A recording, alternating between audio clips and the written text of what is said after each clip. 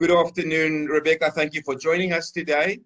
You're a long-standing expert, strategy facilitator, and implementer in the responsible tourism area of work. So I would like to ask you today, we know from the scientists that it's an urgent issue to address biodiversity loss.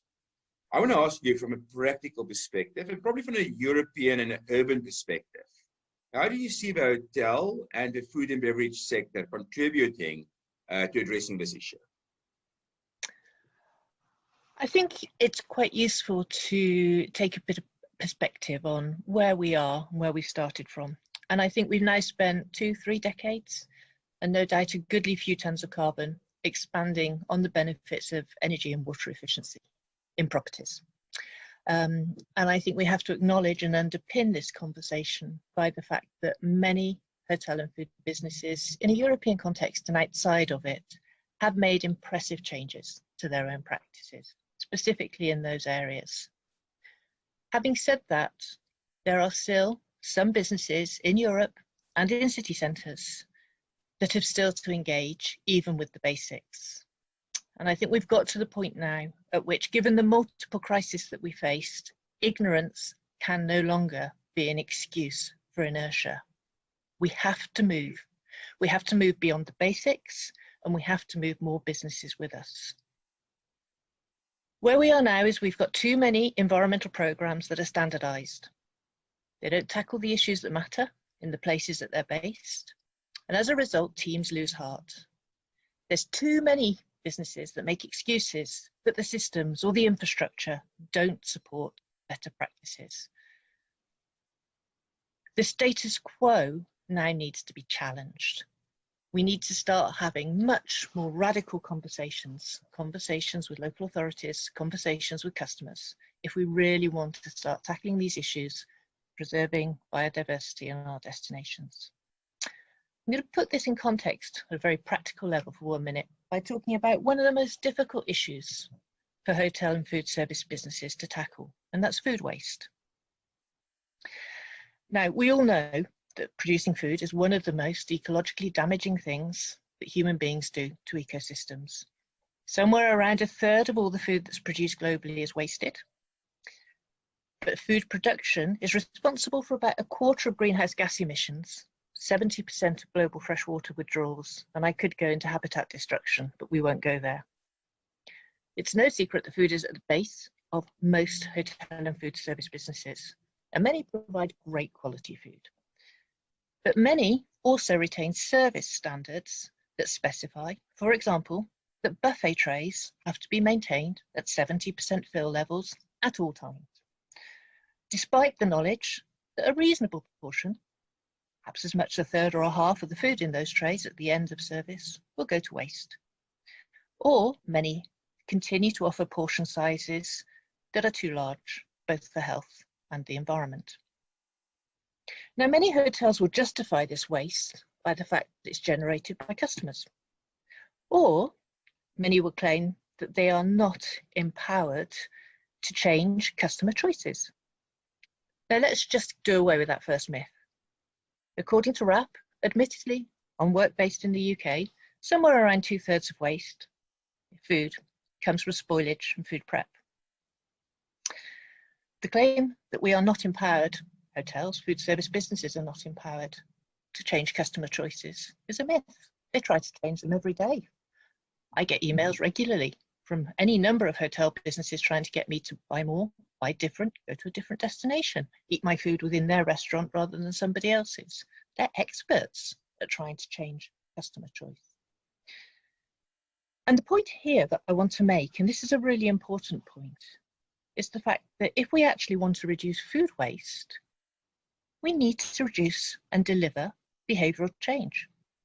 Behavioural change that helps staff reduce the 2/3 of the food waste that comes from their practices, and encourages customers to reduce some of the remaining 1/3 that comes from their plates. But delivering behavioural change is difficult. It means that we actually have to rethink our business model. We can't bolt on a solution. It means we have to invest in staff training. And it means that we have to rebalance the penalties and the incentives that we've got within our current systems. So, for example, We need to think about how we reward a chef that reduces food waste, that occasionally gets a poor review on Twitter because he's run out, or she has run out of one choice on the menu, as opposed to how we reward the chef who perhaps produces vast amounts of food waste, but in so doing gets excellent comments on social media sites. And that's complicated. And our reluctance to change behaviours sends us to the next simplest solution, and that's technology. Now, I've got nothing against technology. It's great. It's delivered great change. I've spent quite a lot of time installing energy efficient lamps into hotels and so on and so forth. It is a great tool, but it is not the only tool. But as a result of the fact in my example about food waste that we depend upon technology, many a well-meaning food service business, very committed to sustainable development, has gone down the route of investing in food waste composters. This is loads better than landfill, but it is acknowledged by any number of scientific studies that the greater saving for biodiversity, the greater saving for the environment and for cost is accrued through food waste avoidance. And this is something that we found in our own research. The cost savings that come from not buying the food in the first place are far greater than those that come from disposing of it responsibly. Moreover, by installing a technology, a composter, we legitimise food waste to staff because it's all going to an environmentally benign endpoint, so it doesn't matter so much. Therefore, we discourage further behaviour change. So the pertinent point and the place that we need to go if we really want to start thinking about biodiversity in the round is that technology does play a fundamental role. But to have a real impact, we cannot ignore behaviour change. Because if we do so, we do so at our peril. We spent decades legitimising the argument that staff or customers cannot be asked to change their behaviour. That means that we've let the businesses that promote hotels and food service, yep, that's you, Airbnb, Booking.com, Expedia, and the rest, off the hook. And rather than harnessing the power of these organisations to drive customer habits, we actually don't even ask them to check that the businesses that they promote have got the basics in place. Just the question, not necessarily going through an auditing, just the question to save the planet and biodiversity, the things that we should expect as standard. I think we're in an interesting place because COVID has broken many of these arguments. In a few short months, one existential crisis has changed almost everything about the way staff operate and about the way customers behave. Now, I'm not for a minute suggesting that we extend COVID rules in the interest of enforcing sustainable behaviours, nor that COVID has been a good thing.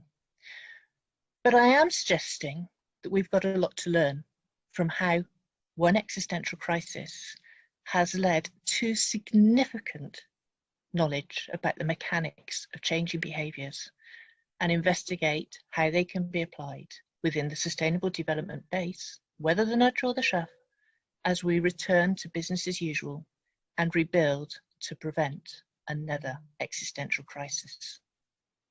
So can I ask you, you've now put a lot of emphasis, rightfully so, on individual behavior, the individual tourist and traveler who has to take responsibility, the asset owner taking responsibility, and the staff being key to addressing efficiency. What is the role of government and regulation versus that of a private sector? And where does certification fit into this? Certification and labels. Okay. Now, if you'd have asked my 18-year-old self this question, I would hate myself at this particular moment because I'd sit there and go, government should regulate. I think we are in a place in which, yes, there is a need for a core level of regulation, but I think you can't necessarily regulate behaviours. And I think that's where we have this problem. That's why it always goes into the too hard box.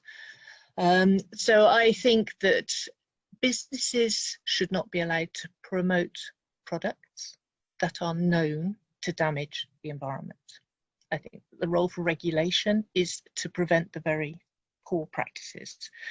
The problem with that is, of course, you need a police force to detect those who break the rules. And I think that in many countries, it simply doesn't exist. I actually think that the emphasis in many ways has got to be placed upon the organisations actually trying to change consumer practice.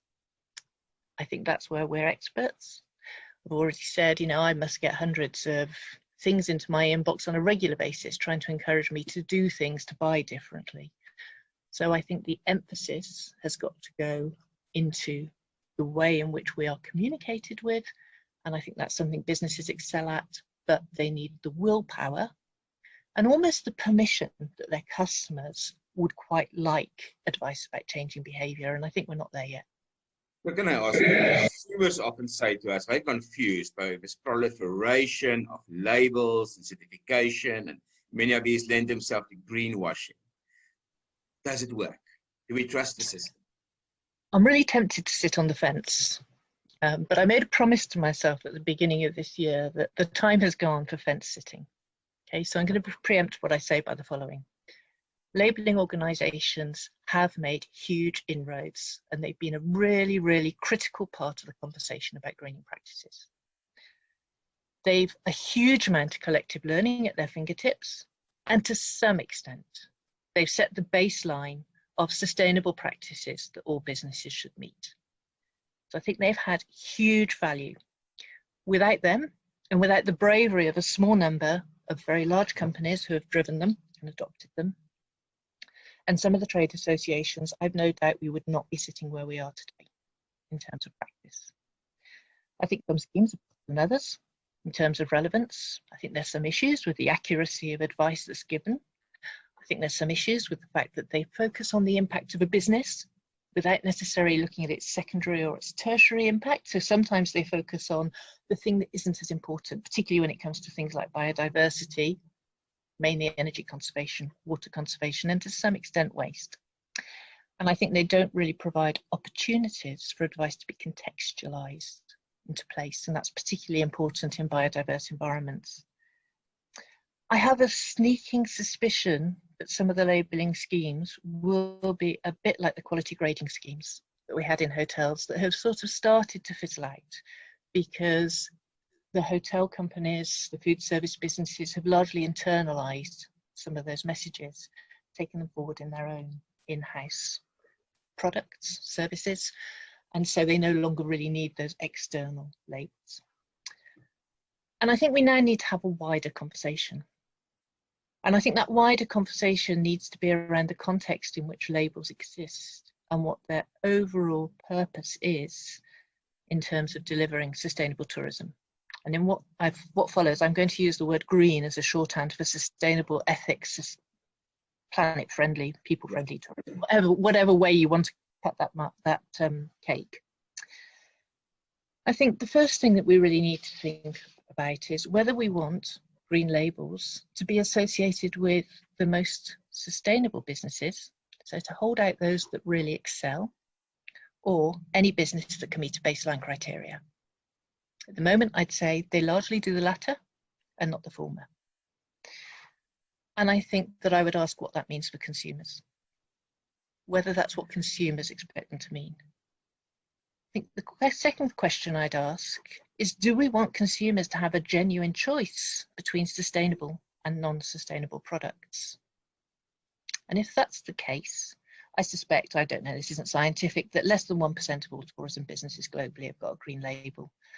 We have a policy within our business that we only buy from green hotels. In some destinations, we can't find any. So is there that genuine choice? And if we want to get to that genuine choice, how do we get there? I think the third and perhaps most fundamental issue is, do we want the green labels to address the most significant impacts in a hotel in a given location, particularly relevant to habitat and biodiversity? Or do we really want them to address those that are a win-win, which is the route we've gone down, those that save money and the planet? And then I think we have to really ask ourselves whether or not we want consumers to recognise what issue a hotel is addressing through having a label. My other life is spent in the food world, and In the food world, if you have a green label, usually a consumer knows what issues it's addressing. Fair trade, organic, cruelty-free. And often, the product that they get as a result is of better quality. And I think those questions are really pertinent. But actually, I think there are two other questions that we really, really need to talk about. One of which is whether labels should be applied to the elements of a tourism experience, which is largely the case at the moment. The airline, the hotel, the restaurant, rather than across a destination as a whole. I have a sneaking suspicion that if I buy a green labelled product, I expect all elements of that product to be green. So I don't expect to go to a hotel with a chemical factory 10 metres down the road that's producing vast amounts of carbon and polluting the sea. I think at the moment, labels cannot guarantee that. And I think that that leads us on to the area of destination labelling, which I think is where I probably have the biggest concern. And that's where we can create scalable change across the whole value chain. Across whole value chains, but also I think there's a critical question in destination labelling, about whether we can really label tourism in a destination or whether we should label a place. And then there's much to learn from what's been done with, for example, you know, the UNESCO, the Man and Biosphere Reserves and things, where the emphasis is on place management rather than tourism management. And I wonder how far we can go with that conversation about tourism as a separate entity within place, where we know that many of the tourism organisations are relatively unempowered to deliver change alone, rather than talking about place and place making and that whole conversation which is taking place in a different sphere. Good. So I want to conclude. We've got about 30 seconds left. I want to ask you, you talked about accelerating change and some really doing better than others. We also want to celebrate success stories as part of a series, things that can be replicated, repeated, scaled. If you have to choose a favorite from your portfolio of destinations or products that's really excelled in this space, what would be that one that you will single out? Okay, I'm going to be rather cheeky because I don't want to choose one, because I think what we're doing is we are almost very inclined to take a factory-based approach, that we take the solution and we think we can stamp it into other places. And I think that flies in the face of what humans are great at. The thing that stands us apart from most other species is that we are creative, hugely creative. We can find new solutions, we can recognize problems, we can pull in the different people to make those solutions happen. So I think there's lots to be learned from what's happened. You know, there's lots to be learned from what the corporates, Accor, Hilton, Marriott, IHG, Iberostar have done. There's lots to be learned from that and taken from that and expanded. But I think actually the thing that I would like to really see us start thinking about is how we as humans are creative and how we question and go forwards. And I think in a habitat and biodiversity sense, I think it's also what we can learn from other sectors. I've been doing quite a lot of work with something called the Arts Development Company in Dorset, which I've loved, which brings together creative and cultural sectors and the tourism sector. And they have some really fascinating organisations, like something called the Inside Out Festival, which is run by a company called Activate. And the whole point of Inside Out is to draw residents and tourists outside spaces to experience creative activity and to experience those places in a whole different way, in a whole different context. So it's hosting extraordinary events in extraordinary places and bringing a new understanding of place and relevant to place. And once we have that, then we can really start caring about looking after those places. So I think there are hundreds and hundreds of examples. Any tourism textbook or website's got millions of them.